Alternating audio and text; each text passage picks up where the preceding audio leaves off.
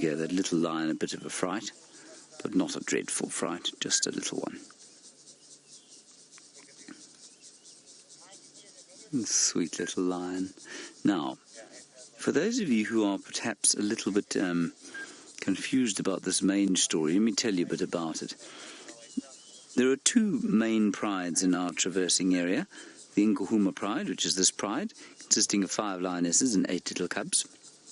And then in the south, towards Cheetah Plains, we see the Styx pride sometimes, 3 lionesses. They too had 8 little cubs. All 8 of their cubs are now, unfortunately, passed on. They are no longer with us, and that is because of mange.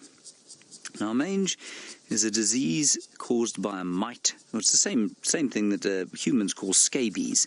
So it's a skin disease caused by a mite. And all of them we think they caught it from one of the females. She, in turn, we think, caught it from one of the Birmingham boys, who are the dominant male lions of this area. Now, there's a huge amount of worry that these lions might suffer the same fate. So far, only one of them has it, and it's on his ears. And it doesn't seem to be spreading. It might spread a bit, but I think what you're going to find is that the Nkuhuma pride, there are a whole lot of... Oh, Diedrich's cuckoos just flew over the top of us. I think what you're going to find is that these lions are fine, and the reason for that is they're eating well, and they are not compromised. They're not under stress. They've eaten huge amounts during the drought, and certainly the youngsters seem to drink a huge amount of milk. And so I think you're going to find that these chaps are absolutely fine. I think it's a little bit like any other disease. If you are hungry and not well nourished, then a disease will take hold in your body. But if you are well nourished, normally it's absolutely fine. You hear the cricket starting to go now.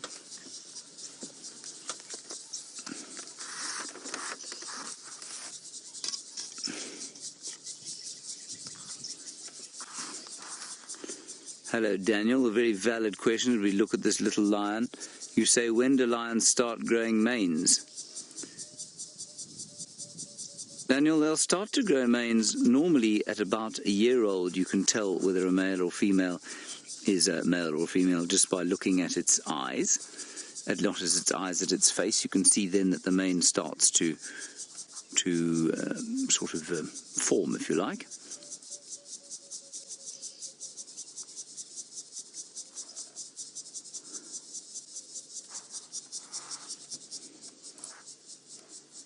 Oh, it's just such a lovely sound. You can hear the sound of the oxpeckers. But then that is some kind of species of cricket, and probably also actually a species of cicada actually.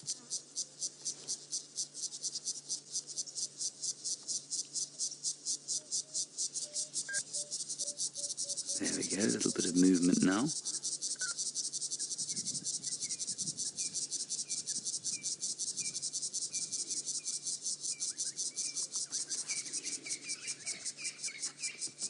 Right, let's move a little bit forward now that that one's gone behind there. We can move slightly forward.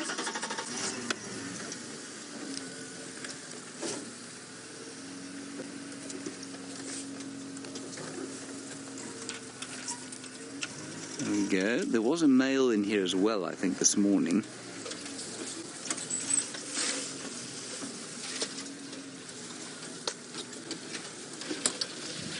Oh, there he is. He's right there, actually. Oh, and it is our friend Mfumo, the authority. We know that, of course, because he has a giant hole in his face.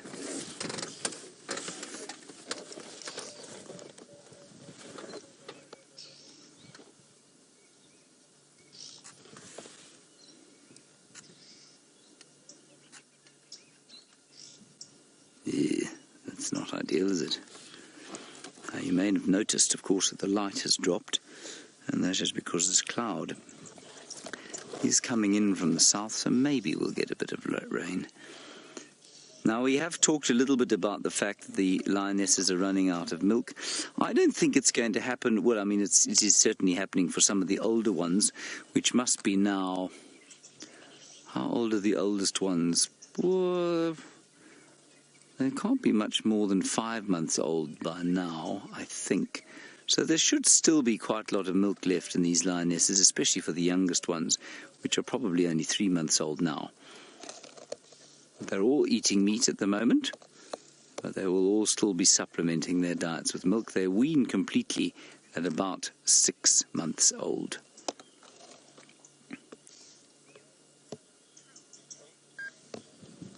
And I'm glad that you all seem to be thrilled to see these lions. I too am thrilled. I haven't seen them for some time. They're not in the easiest place, of course. We can't get a view of all of them. And that guy's nose doesn't seem to be healing with a great speed, does it, Liam? You think it looks better? Okay, well, Liam says it looks better. That's good. And for those of you who are perhaps new to us, the names of our Birmingham boys are Tino, the one with the tooth. He's easy to see because his bottom lip has a scar, and so you can see his tooth. Mfumo, this one called the Authority. The other two are, can I remember the names of the other two? The one is Nsuku, who is Blondie. That means, well, he was called Blondie. That means yellow, I think. Does it mean yellow? My mind has gone completely addled in the heat of the summer's day. So Mfumo, Tino, Nsuku, and the warrior. And the warrior's name is, wait, it'll come to me. Oh, Nana, that's it, right, Nana. Okay, so the warrior and Nsuku slightly harder to tell apart because they don't have such very obvious features as this. Now, we had a question about whether or not lions snore, and the answer is yes, they do snore. Absolutely. They don't always snore, but they can snore. So, Helen, your answer is yes, you don't want to be sleeping next door to a lion because A, it will probably try and eat you, and B, it will keep you awake with its snoring. These ones are not snoring all the time, though. The animal, interestingly, that snores the most out here is a rhino. Rhinos snore an enormous amount, and in fact, if you're tracking them on a hot day, it's one of the things you listen out for, because often they'll settle down and sleep either in the shade, or they'll go into a sort of a pan or some mud and water, and there they'll sleep and they'll snore away.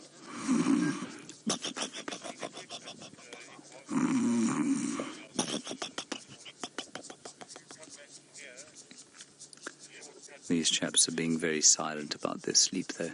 They are doing a lot of sleeping. Now, this, of course, is one of the main reasons that we are changing times to the later summer times, which will be on the 1st of November.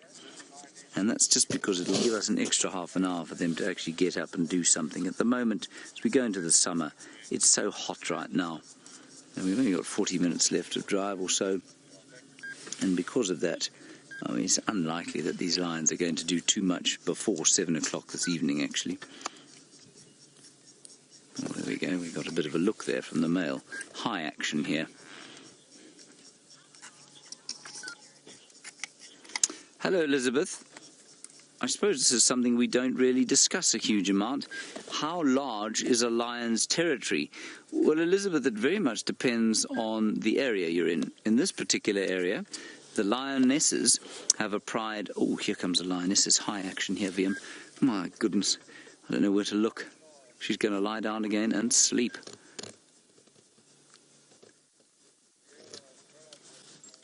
She's just going to go and reaffirm her bonds with the male.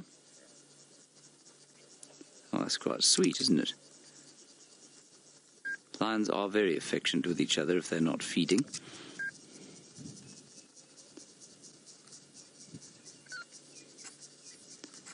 And if they're feeding, they really don't like each other very much at all.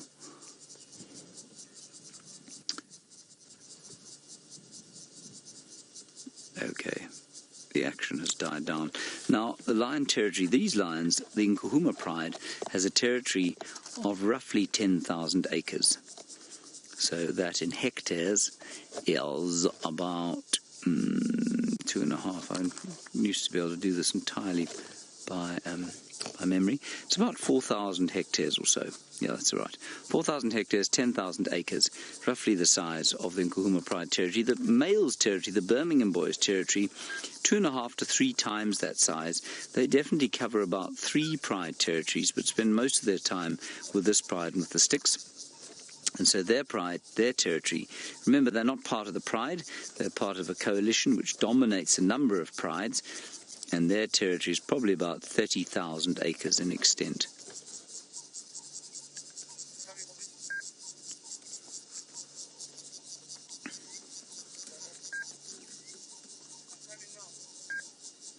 She's just giving herself a clean, like all cats must, of course.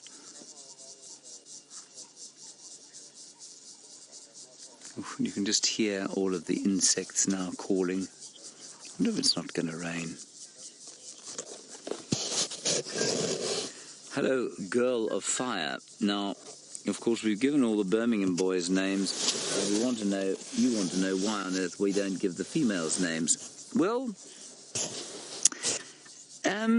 that's a really nice shot of the claws, if they come sticking out.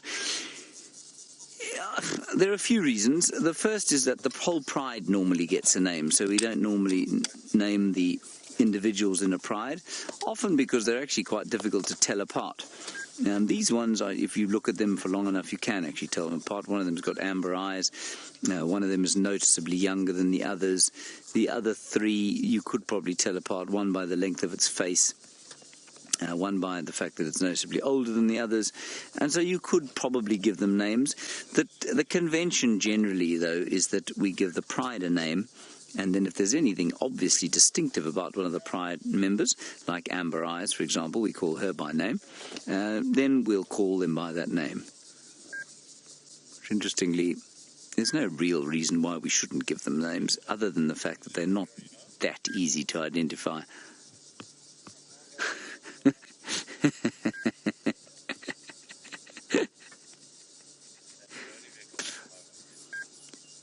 Anybody who's ever owned a house cat cannot but fail to notice, of course, that this is the same kind of animal entirely.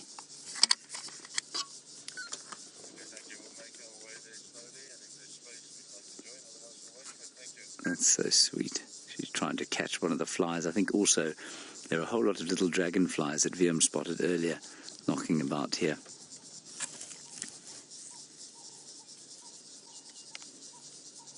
And there's the pink nose. You can see that's the younger one, or one of the younger ones. And absolutely, Natalie, I must agree with you. I think your postulation all the way from California is a good one. You say, will the older cubs nurse for longer, given that there are younger cubs and therefore that there will be a lactating female, for longer than past their 6-month birthday. Can you have a 6-month birthday? I don't think you can, but you know what I mean. Natalie, I think they will probably do a little bit more suckling, because of course they do cross-suckle, so they don't always suckle from their own mothers. Now that's the youngest lioness there. We know that from her very pink nose and the fact she doesn't have babies. Well, she's not actually substantially younger than the one who we were looking at earlier. And so, yeah, I mean, that's one of the major reasons we don't give these cats names. But that's not to say you can't give them names if you'd like to.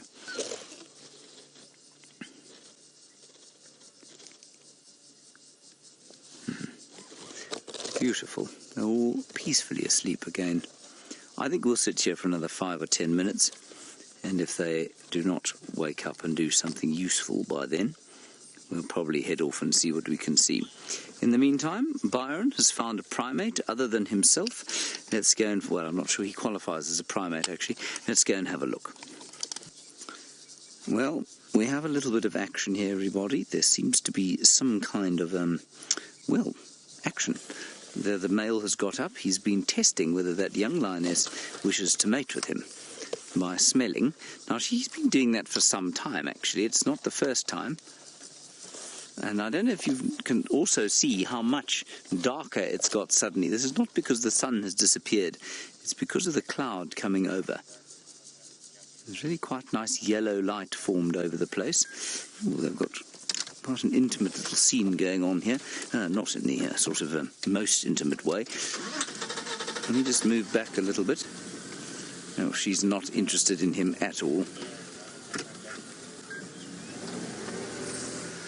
Just going to move a little bit forward.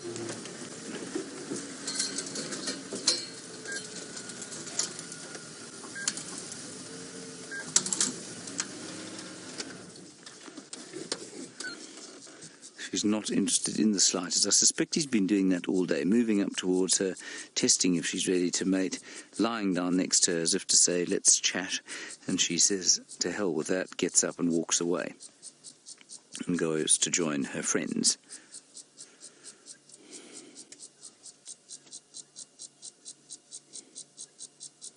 It really is. I mean, we were talking a little bit earlier about the attaching emotions to animals and that sort of thing, and attaching sort of human qualities. You can see this happening in human society. You can see a sort of young man going up to a group of girls and sort of trying his luck with one of them, and her just sort of showing absolutely zero interest at all, even if she is vaguely interested, and then walking back to her mates.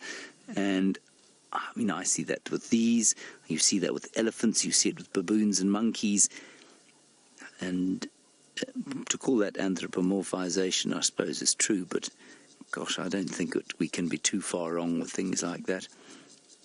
That little cub, completely blissful. The heat's gone, it's a nice cool breeze on my belly, mum's nearby, I'm full of milk and good food. Life couldn't be better here in the Lowveld-Kruger summer. And of course, as we've said many times, the predators have had a wonderful time in the drought.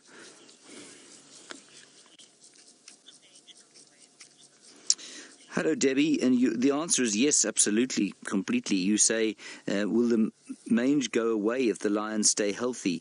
Yes, absolutely, Debbie, and we know that because mange are a little bit like chicken pox, or measles or mumps or something like that. You cannot get twice, so they do develop an immunity to it, and it will go away. If they manage to recover from it once, they will get away from it, and it won't affect them again.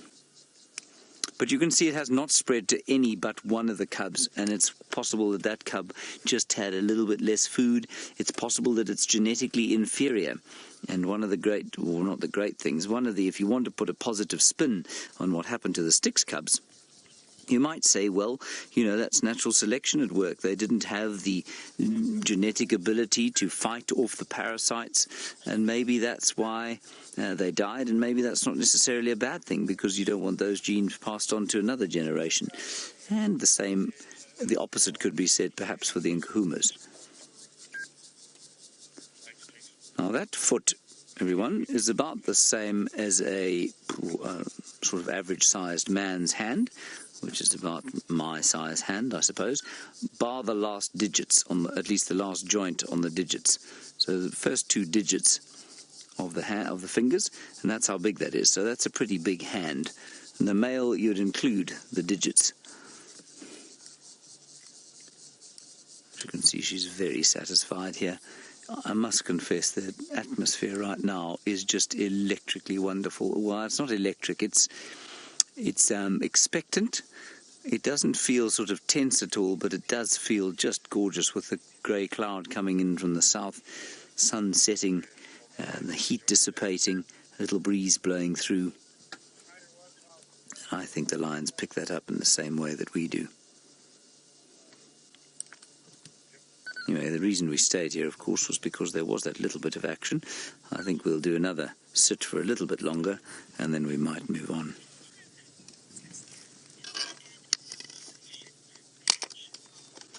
Hello, R. Beard. Do you want to know if you can inoculate against mange? No, I don't think you can.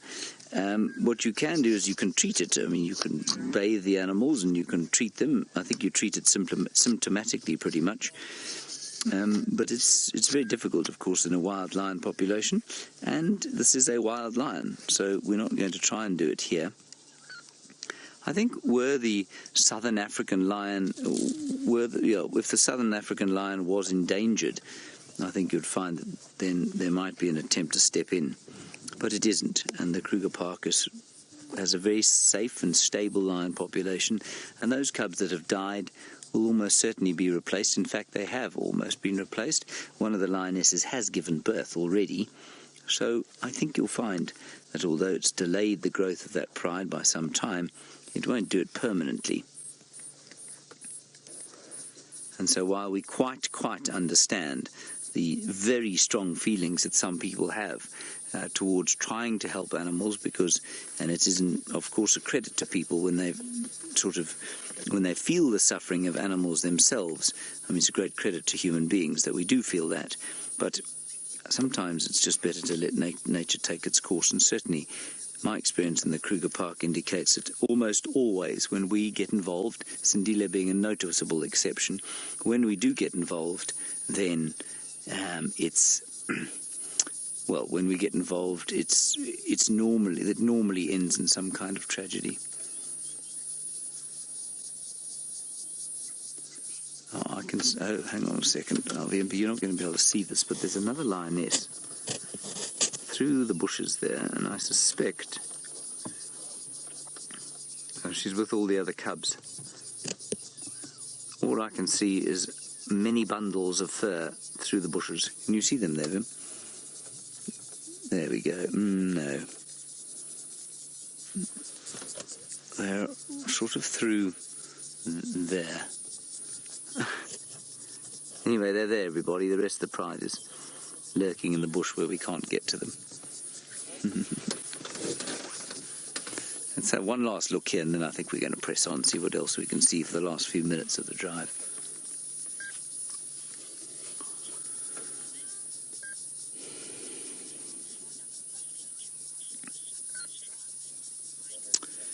Well, Mind Warp, you want to know what the odds are for another buffalo kill before the sunrise drive. Mind Warp, I'd say excellent, because, of course, these lions have knocked off something ridiculous like 30 buffalo in the last 40 days, plus minus. It's astounding. So they do look pretty hungry to me. You remember, it's kind of difficult to tell if a lion, or how hungry a lion is, because they get thin as soon as they've digested. And so although they're not full, I don't think they're feeling hungry, and that's evidenced by how few of the buffalo they've actually eaten to completion. So I think it's well possible that they could kill another buffalo. If one comes around here, they'll almost certainly nail it. And of course, they've got more and more experience at killing buffalo.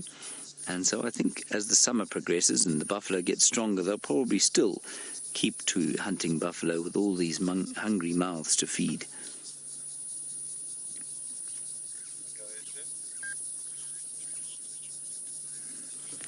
Alrighty, we're going to head out of here, everybody. These chaps ain't going to do nothing for the next little while.